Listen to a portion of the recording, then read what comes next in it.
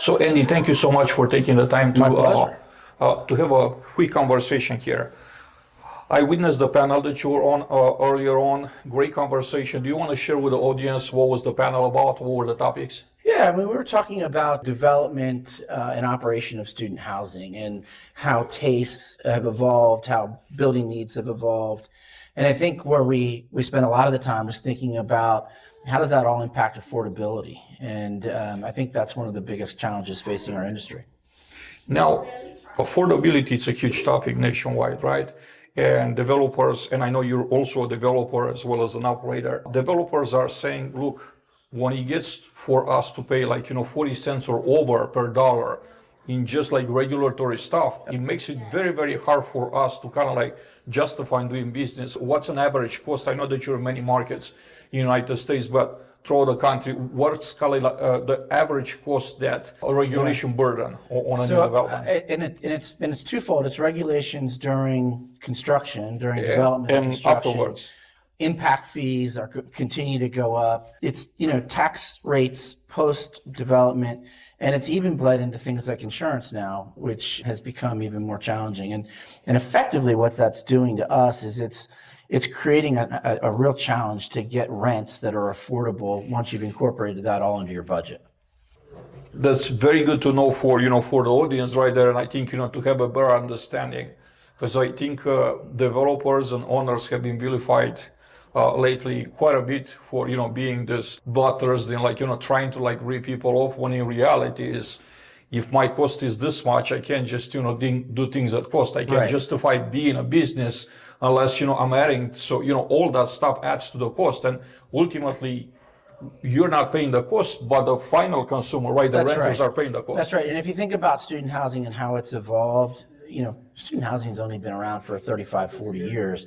Early generation student housing product was built far away from campus, very cost-effective sites, friendly development environments.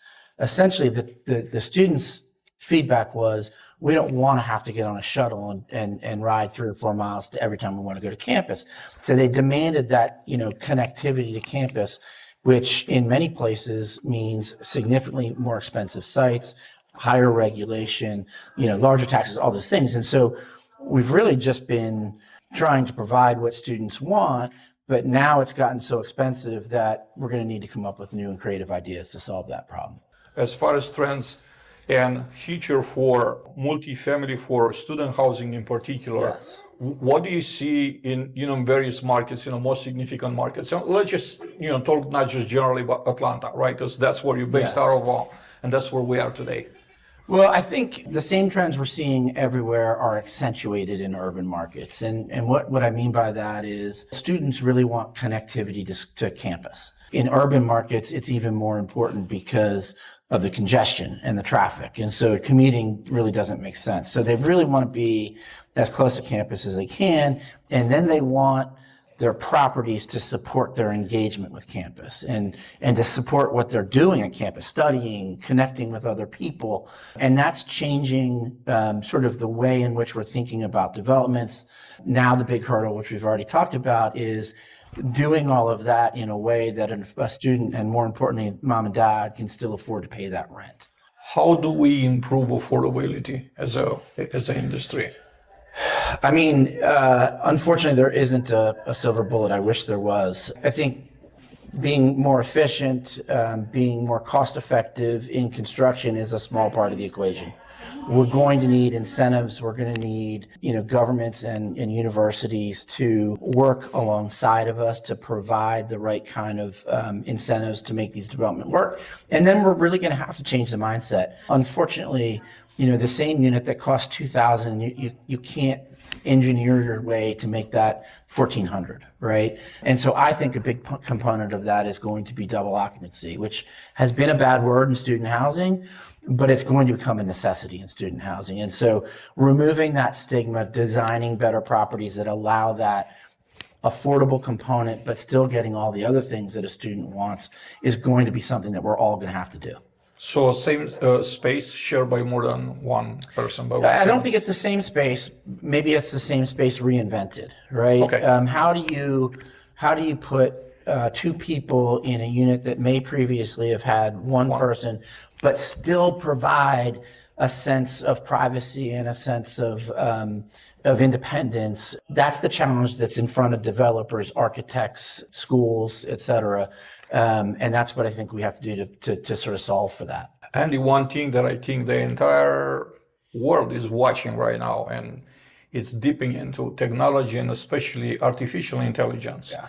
How do you see this affecting businesses like yours? Because you're vertically integrated from development to like operation to everything. Gosh. So I'm curious if you could elaborate a little bit on like different parts of your business. How does that impact? It impacts us every day in every area. It started with leasing. Could we artificially answer telephones and steer leads? It moved into maintenance and, can we better predict what we're going to need and how we're going to sequence those things? It's moved into development. It's moved into predicting schools and their growth patterns. I mean, it's really impacted everything. And I think that's not the scary part, but the interesting part is we're still just scratching the surface. So there's a lot of unique, neat tools that are helping, but then no one's really harnessed it yet to figure out what ultimately it can do. And that's what the exciting part is. Now, sticking to the excitement part, what excites you the most in the second part of 2025 and 2026? I've been saying this for a couple of years.